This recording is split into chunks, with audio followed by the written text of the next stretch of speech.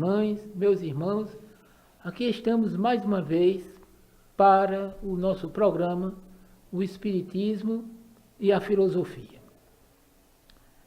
Ao longo da história do Espiritismo, ou seja, da doutrina codificada por Allan Kardec, que veio ao público com a primeira edição de O Livro dos Espíritos, em 1857, muitos intelectuais, teóricos da filosofia, têm buscado desqualificar a doutrina dos espíritos de sua dimensão filosófica e científica, reservando-lhe tão somente um lugar de mera religiosidade, a exemplo do senhor filósofo oficial Philippe Pondé, que diz que a doutrina dos espíritos não somente é uma filosofia sem consistência, mas também uma religião sem graça. Porque destituída de paramentos, de hierarquias, de liturgias, de mistérios, de dogmas, e nós diríamos talvez sem graça também, porque não cobra dízimo, porque não tem uma bancada política, porque não faz falsas promessas de um paraíso fácil à custa de ouro e de subserviência, porque não atemoriza as pessoas com um suposto fogo do inferno. Não é pelo fato, como diz o senhor Philippe Pondé, que a filosofia espírita não encontra lugar no mainstream filosófico, que ela não é uma filosofia respeitada, uma filosofia consistente. Sócrates, pelas ruas de Atenas, Zenão, no pórtico pintado, Epicuro, em seu jardim, em suas épocas, questionando os valores da sua historicidade, faziam filosofia. Da mesma forma, a doutrina dos espíritos, propondo respostas novas para indagações muito antigas a respeito do viver humano, da realidade do universo, também faz filosofia. Seja Sócrates, Zenão, Epicuro, Santo Agostinho, René Descartes, todos estes, a seu modo, ampliaram os horizontes epistemológicos da filosofia, questionando as verdades já consagradas, ampliando os horizontes do campo filosófico, sem ter que consultar o mainstream filosófico, sem ter que consultar o estabelecimento dos filósofos. Assim também se comporta a doutrina dos espíritos. Como diria Antônio Gramsci, que goste dele ou não, todo homem é por natureza um filósofo, porque pensa. A doutrina dos espíritos, enquanto filosofia, não somente atende a esse requisito, como a muitos outros, porque não somente estabelece um diálogo consistente com as mais diversas vertentes filosóficas, como propõe respostas inovadoras para os questionamentos antigos. Nós queremos dizer mais alguma coisa. Qualquer pessoa pode falar mal de qualquer religião, sem comprometer a sua condição intelectual.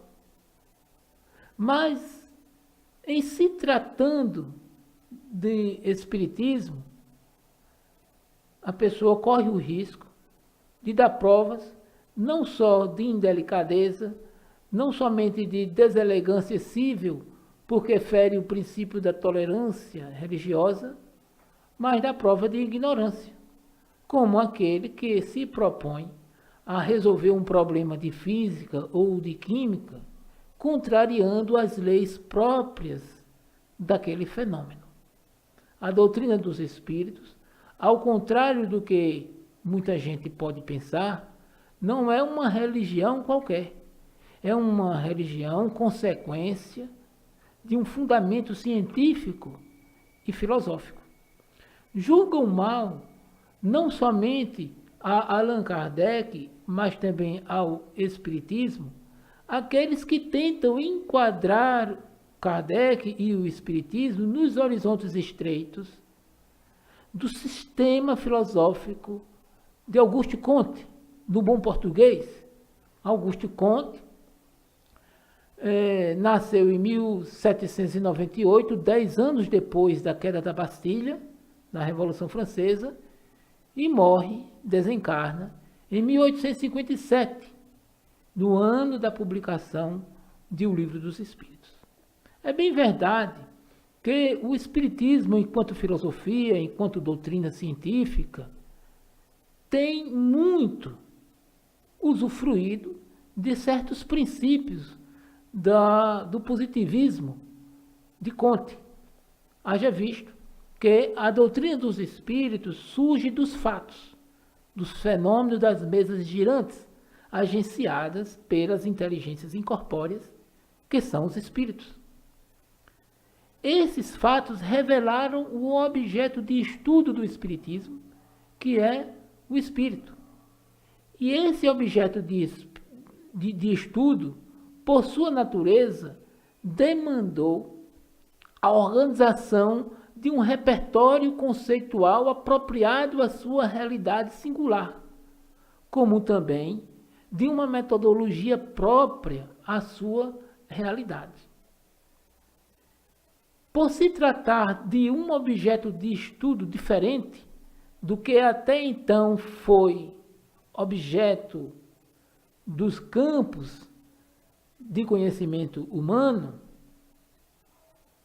o espírito, enquanto objeto de estudo, extrapola a realidade do mundo físico e do mundo sociológico, que se adequava à ferramentaria epistemológica da filosofia de Auguste Comte, a racionalidade cientificista positivista.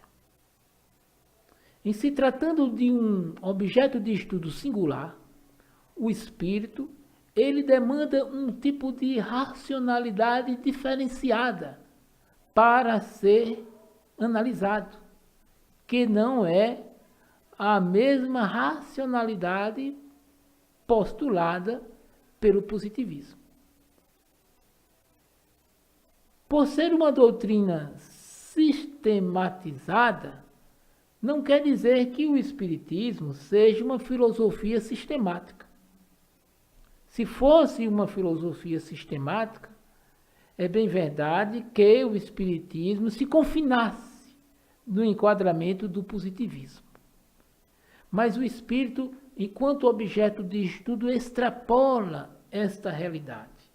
Daí porque, na filosofia espírita, há um tanto, não somente de positivismo, mas há também um tanto de existencialismo, de fenomenologia, de estruturalismo e de pós-estruturalismo.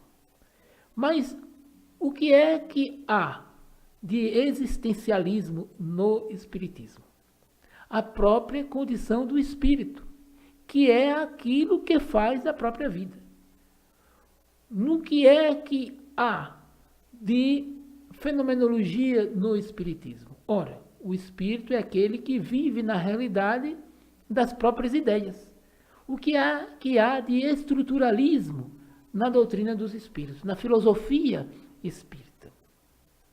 A própria condição ontológica do espírito, o próprio ser do espírito, que se apresenta como uma das forças da natureza, conforme está lá em O Livro dos Médiuns, posto por Allan Kardec. Como uma das forças da natureza, obviamente o espírito, por isso mesmo, se encontra constrangido, regrado pelas estruturas das leis naturais. E o que é que há de pós-estruturalismo na filosofia espírita? O ensino dos espíritos, a didática dos espíritos, a quem pouco importa as regras epistemológicas, as questões de palavras, como dizem ele, desde que nos entendamos. É bem verdade que, a partir dessas colocações ligeiras, um tanto apressadas, que fazemos, não temos a pretensão de ser bem compreendido pela maioria dos filósofos, que pouco entende de espiritismo. Nem temos a pretensão de ser entendido pela maioria dos espíritas, que pouco entende de filosofia. De uma forma ou de outra, nós queremos deixar esta provocação, a exemplo de Herculano Pires, que recomendava que todo estudo básico da doutrina dos espíritos deveria se iniciar pelo estudo da obra O Método, de René Descartes. Nós vamos parando por aqui. A boa didática recomenda que quando a luz é demais para os olhos, pouco se suporta. Mas recomendamos também que quem quiser ficar mais a par deste assunto que abordamos agora, procure no YouTube, na internet, um vídeo de Philippe Pondé, onde ele estabelece a relação, no seu ponto de vista, entre a filosofia e o espiritismo, e a resposta que é dada por Cosme Marci sobre essa questão. Muita paz a todos e até a próxima.